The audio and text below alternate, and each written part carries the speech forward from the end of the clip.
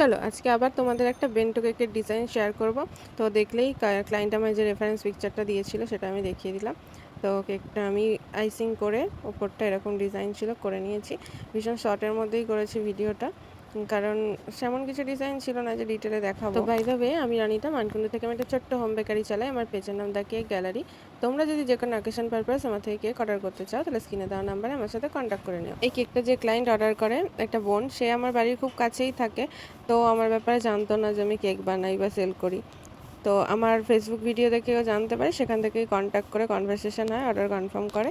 তো সেই কেকটাই আমি রেডি করছি। কেকটা আমার হয়েও গেছে, দেখো এবার বক্সে ভরে নিলাম। বেন্টো কেকের এই বক্সে ভরার টাইমটাই সবচেয়ে কঠিন মুহূর্ত যাকে বলে। আমার তো দুবার হাত থেকে পড়ে গেছিলো প্রথম প্রথম যখন বানাতাম। তো দেখো এর মধ্যে আমার ব্র্যান্ডিং করা হয়ে গেছে। ব্র্যান্ডিং করাটা কিন্তু মাস্ট আমাদের ছোটো বিজনেসগুলো। কেকটা কেমন হয়েছে তোমরা কমেন্ট করে জানিও, ভালো লাগলে একটা লাইক করে দিও। ক্লায়েন্টের তো খুব পছন্দ হয়েছে, আমাকে ফিডব্যাকও শেয়ার করেছে। তোমাদের সাথে আমি সেটাও শেয়ার করে দিলাম, দেখে নিও। Thanks for watching, bye. দেখা হবে নেক্সট কোনো ভিডিওতে।